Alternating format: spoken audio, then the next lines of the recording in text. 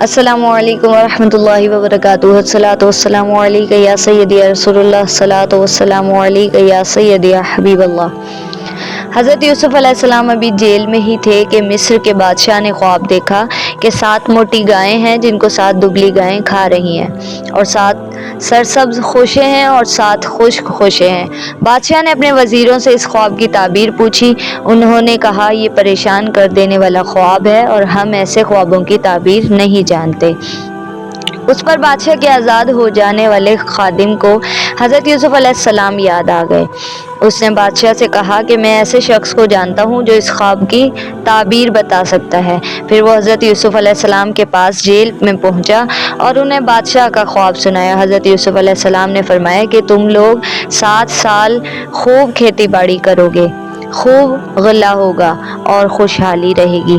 ساتھ ہی حضرت یوسف علیہ السلام نے تدبیر بھی بتائی کہ جو غلہ کاٹو تھوڑا استعمال کرو اور باقی خوشوں میں رہنے دو تاکہ اناج دیر تک محفوظ رہے۔ پھر فرمایا کہ خوشحالی سے ان 7 سالوں کے بعد قحط کے 7 سال آئیں گے جن میں یہ بچا ہوا اناج کام آئے گا۔ ان 7 سالوں کے بعد دوبارہ بارشیں ہوں گی اور قحط دور ہو جائے گا۔ خادم نے جب بادشاہ کو خواب کی تعبیر اور قحط سے نمٹنے کی تدبیر بتائی تو وہ بہت خوش ہوا۔ بادشاہ نے حضرت یوسف علیہ السلام کو فوراً اپنے پاس بلوایا۔ جب بادشاہ کا پیغام لے کر قاصد حضرت یوسف علیہ السلام کے پاس پہنچا تو حضرت یوسف علیہ السلام نے جیل سے باہر آنے سے انکار کر دیا۔ انہوں نے فرمایا کہ پہلے بادشاہ سے کہو کہ وہ معلوم کرے کہ ان عورتوں کا کیا معاملہ تھا جنہوں نے اپنے ہاتھ زخمی کر لیے تھے۔ بادشاہ نے ان عورتوں کو بلا کر پوچھ گچھ کی تو زلیخا نے اپنی غلطی تسلیم کر لی۔ اس نے حضرت یوسف علیہ السلام کی پاکیزگی کا اعتراف کیا۔ تب حضرت یوسف علیہ السلام بادشاہ کے پاس تشریف لائے۔ بادشاہ نے آپ کو بہت پسند کیا اور معتبر خاص بنانا چاہا۔ اس پر آپ نے فرمایا کہ مجھے زمین کے خزانوں کا ذمہ دار بنا دو کیونکہ میں علم بھی رکھتا ہوں اور امانت دار بھی ہوں۔ بادشاہ نے حضرت یوسف علیہ السلام کو اپنا خاص وزیر بنا لیا۔ یوں ہی رفتہ رفتہ حضرت یوسف علیہ السلام مصر کی ایک صاحب اختیار شخصیت بن گئے۔ کچھ ہی عرصے میں خوشحالی کے 7 سال گزر گئے اور قحط والے سال شروع ہو گئے۔ یہ قحط والے بڑے علاقے تک پھیل گئے۔ حضرت یوسف علیہ السلام کی عمدہ تدبیر سے مصر میں بڑی مقدار میں غلہ موجود تھا۔ جلد ہی نہ صرف مصر بلکہ دور دراز کے علاقوں تک حضرت یوسف علیہ السلام کی رحمدلی اور سستی قیمت میں غلہ دینے کی شہرت ہو گئی۔ جب یہ شہرت حضرت یوسف علیہ السلام کے بھائیوں تک پہنچی کہ عزیز مصر سستی قیمت میں لوگوں کو غلہ دے رہے ہیں تو وہ آپ کے بھائی بھی غلہ خریدنے کے ارادے سے مصر پہنچے۔ جب بھائی حضرت یوسف علیہ السلام کے پاس پہنچے تو حضرت یوسف علیہ السلام نے انہیں دیکھتے ہی پہچان لیا، لیکن بھائی انہیں نہ پہچان سکے۔ حضرت یوسف علیہ السلام نے بھائیوں پر اپنی حقیقت ظاہر نہ ہونے دی۔ حضرت یوسف علیہ السلام نے بھائیوں سے ان کے گھر والوں کی خیریت معلوم کی اور ان کو اچھی مہمان نوازی کی اور ان کے سامان کے ساتھ ہی ان کی رقم بھی واپس رکھوا دی۔ جب بھائی رخصت ہونے لگے تو حضرت یوسف علیہ السلام نے فرمایا اگلی مرتبہ اپنے بھائی بنیامین کو بھی اپنے ساتھ لے کر آنا۔ حضرت یوسف علیہ السلام نے بھائیوں کو تنبیہ کی کہ یہ اگر تم اپنے بھائی بنیامین کو نہ لائے تو پھر میں تمہیں غلہ نہیں دوں گا۔ بھائی جب گھر واپس پہنچے تو اپنے والد حضرت یعقوب علیہ السلام سے کہنے لگے کہ اگر ہم بنیامین کو ساتھ نہیں لے کر گئے تو ہمیں غلہ نہیں ملے گا۔ جب انہوں نے اپنا سامان کھولا تو اپنی رقم کو موجود پایا۔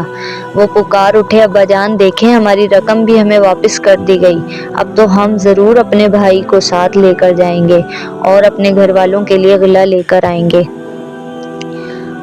اور ہم سب مل کر بنیامین کی حفاظت کریں گے۔ حضرت یعقوب علیہ السلام نے فرمایا کہ میں تم پر اس طرح بھروسہ کروں جیسے کہ میں نے یوسف علیہ السلام کے بارے میں تم پر بھروسہ کیا تھا۔ اصل بھروسے کے لائق تو تم صرف اللہ تعالیٰ کی ذات ہے اور میں اس پر ہی بھروسہ کرتا ہوں۔ تم سب مجھ سے وعدہ کرو کہ تم بنیامین کو میرے پاس ضرور واپس لاؤ گے سوائے اس کے کہ اللہ تعالیٰ کچھ اور معاملہ فرما دے۔ بھائیوں نے اپنے والد سے وعدہ کیا اور خوشی خوشی مصر جانے کی تیاری کرنے لگے۔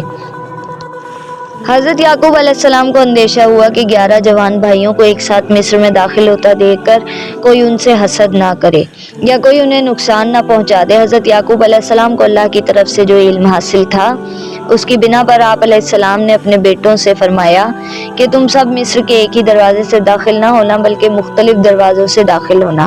بیٹوں نے اپنے والد کے حکم کی تعمیل کی اور الگ الگ دروازوں سے مصر میں داخل ہوئے۔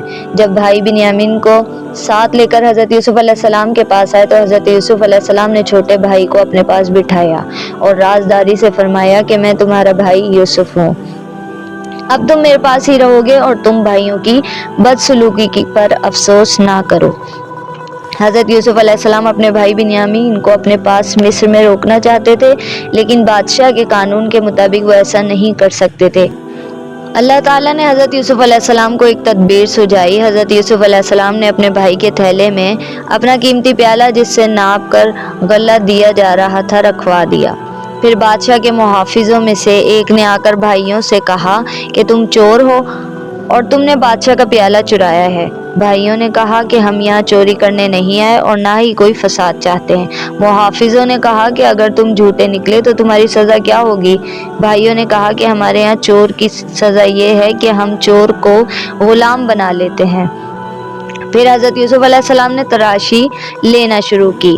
پہلے اپنے بڑے بھائیوں کے سامان کی تلاشی لی، آخر میں بنیامین کے سامان کی تلاشی لی اور اس کے تھیلے سے پیالہ نکال لیا۔ جب بھائیوں نے یہ منظر دیکھا تو کہنے لگے کہ اگر اس نے چوری کی ہے تو اس کے بھائی یوسف نے بھی چوری کی تھی۔ حضرت یوسف علیہ السلام نے اپنے بھائیوں کی یہ الزام تراشی برداشت کی اور دل میں کہا کہ جو تم باتیں بناتے ہو اللہ تعالیٰ اس کو خوب جانتا ہے۔ بھائیوں نے حضرت یوسف علیہ السلام سے درخواست کی، ہمارے والد بہت بوڑھے ہیں اور وہ بنیامین کی جدائی برداشت نہ کر سکیں گے، لہٰذا آپ ہم میں سے کسی ایک کو رکھ لیں اور اسے چھوڑ دیں۔ حضرت یوسف علیہ السلام نے فرمایا کہ میں ایسا نہیں کر سکتا، کیونکہ یہ ناانصافی ہے کہ ہمارا سامان کسی کے پاس سے نکلا اور ہم اس کے بدلے کسی اور کو رکھ لیں۔ اس طرح حضرت یوسف علیہ السلام نے اللہ تعالیٰ کی تدبیر سے اپنے بھائی بنیامین کو اپنے پاس روک لیا۔ جب بھائی بنیامین کو لے جانے میں کامیاب نہ ہوئے تو آپس میں مشورہ کرنے لگے۔ انہوں نے کہا کہ اب ہم والد صاحب کو کیا جواب دیں گے؟ بڑے بھائی نے کہا کہ میں تو والد صاحب کا سامنا نہیں کر سکتا، ہم سے پہلے بھی یوسف کے بارے میں غلطی ہو چکی ہے، میں یہاں سے نہیں جاؤں گا جب تک میرے والد مجھے اجازت نہ دیں، یا پھر اللہ تعالیٰ خود ہی میرے لیے فیصلہ فرما دے اور حقیقت حال واضح ہو جائے۔ لہذا باقی 9 بھائی واپس اپنے والد کے پاس چلے گئے۔ بھائیوں نے گھر آتے ہی والد صاحب سے کہا کہ آپ کے بیٹے نے چوری کی، جس کی وجہ سے وہ ہمارے ساتھ نہ آ سکا۔ حضرت یعقوب علیہ السلام نے فرمایا کہ پھر میں تو صبر ہی کرتا ہوں، میں امید کرتا ہوں کہ اللہ تعالیٰ میرے باقی 3 بیٹوں کو واپس میرے پاس لے آئے گا۔ حضرت یعقوب علیہ السلام اپنے بیٹے کی یاد میں اتنے غمزدہ رہتے تھے کہ ان کی آنکھوں کی بینائی بھی جاتی رہی۔ حضرت یعقوب علیہ السلام نے اپنے بیٹوں سے یہ فرماتے ہوئے کہ میں اللہ تعالیٰ کی طرف سے وہ جانتا ہوں جو تم نہیں جانتے، انہیں حکم دیا کہ جاؤ اور ایک مرتبہ پھر یوسف اور اس کے بھائی کو تلاش کرو اور دیکھو اللہ تعالیٰ کی رحمت سے کبھی مایوس نہ ہونا، کیونکہ اللہ تعالیٰ کی رحمت سے کافر ہی مایوس ہوتے ہیں۔ بھائی دوبارہ مصر آئے اور حضرت یوسف علیہ السلام کے سامنے درخواست کی کہ ہمارے خاندان والوں کو بڑی تکلیف ہو رہی ہے، ہمارے پاس رقم بھی پوری نہیں ہے، ہمیں تھوڑی قیمت کے بدلے میں پورا غلہ عطا فرما دیں۔ حضرت یوسف علیہ السلام سے اپنے بھائیوں کی تکلیف دیکھی نہ گئی۔ اب حضرت یوسف علیہ السلام نے اپنے بھائیوں کو حقیقت سے آگاہ فرمایا۔ حضرت یوسف علیہ السلام نے فرمایا کہ تمہیں یاد ہے کہ تم نے اپنی نادانی میں اپنے بھائی یوسف کے ساتھ کیا تھا؟ بھائیوں نے جب یہ سنا تو حیرت سے بولے تو کیا آپ ہی یوسف ہیں؟ حضرت یوسف علیہ السلام نے فرمایا ہاں میں ہی یوسف ہوں، اللہ تعالیٰ نے مجھ پر بڑا احسان فرمایا اور یقیناً اللہ تعالیٰ تقوی اختیار کرنے والوں اور صبر کرنے والوں کا اجر ضائع نہیں فرماتا۔ بھائیوں پر جب حضرت یوسف علیہ السلام کی حقیقت واضح ہو گئی تو انہوں نے اپنے جرم کا اعتراف کیا اور بڑے شرمندہ ہوئے۔ حضرت یوسف علیہ السلام نے اپنے بھائیوں کو معاف کر دیا اور اللہ تعالیٰ سے بھی اپنے بھائیوں کے لیے بخشش کی دعا مانگی۔ حضرت یوسف علیہ السلام نے اپنے بھائیوں سے فرمایا کہ میری قمیض لے جاؤ اور اس کو میرے والد محترم کے چہرے پر ڈال دو، اس سے ان کی آنکھوں کی بینائی لوٹ آئے گی۔ حضرت یوسف علیہ السلام نے بھائیوں سے فرمایا کہ والدین اور تمام گھر والوں کو لے کر آپ سب میرے پاس مصر آ جائیں۔ قافلے والے حضرت یوسف علیہ السلام کی قمیض اور بھائیوں کے ساتھ ابھی مصر سے روانہ ہی ہوئے تھے کہ حضرت یعقوب علیہ السلام کو میلوں دور کنعان میں حضرت یوسف علیہ السلام کی خوشبو آنا شروع ہو گئی۔ وہ گھر والوں سے فرمانے لگے کہ مجھے تو یوسف کی خوشبو آ رہی ہے۔ گھر والوں نے کہا یقیناً آپ تو اپنی اسی پرانی محبت میں ہیں۔ یوسف کے غم میں آپ نے اپنی بینائی کھو دی۔ بہرحال کچھ ہی دنوں میں قافلہ کنعان پہنچ گیا۔ بھائیوں نے حضرت یوسف علیہ السلام کی قمیض حضرت یعقوب علیہ السلام کے چہرے پر ڈالی تو اللہ تعالیٰ نے اس کی برکت سے ان کی بینائی لوٹا دی۔ حضرت یعقوب علیہ السلام نے گھر والوں سے فرمایا کہ دیکھا، میں نے کہا تھا نا کہ جو میں جانتا ہوں وہ تم نہیں جانتے۔ بیٹوں نے کہا ابا جان ہمارے لیے اللہ تعالیٰ سے دعا فرمائیں کہ وہ ہمیں معاف فرما دیں۔ حضرت یعقوب علیہ السلام نے فرمایا میں اپنے رب سے تمہارے لیے مغفرت طلب کروں گا۔ جب قافلہ مصر کے قریب آیا تو حضرت یوسف علیہ السلام نے مصر سے باہر نکل کر اپنے گھر والوں کا استقبال کیا اور فرمایا کہ امن و سکون کے ساتھ مصر میں داخل ہو جائیں۔ حضرت یوسف علیہ السلام نے اپنے ماں باپ کو تخت پر بٹھایا۔ اس وقت حضرت یوسف علیہ السلام کے ماں باپ اور 11 بھائی سب کے سب حضرت یوسف علیہ السلام کے لیے سجدے میں چلے گئے۔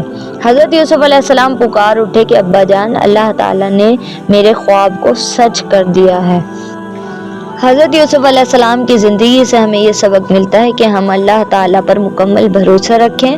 دنیا والوں کی سازشیں بہت معمولی ہیں اور اللہ تعالیٰ کی طاقت و قدرت بہت بڑی ہے۔ جس کے ساتھ اللہ تعالیٰ ہو ساری دنیا مل کر بھی اس کا نقصان نہیں پہنچا سکتی۔ کامیابی آخرکار انہیں ملتی ہے جو حق پر کھڑے رہتے ہیں۔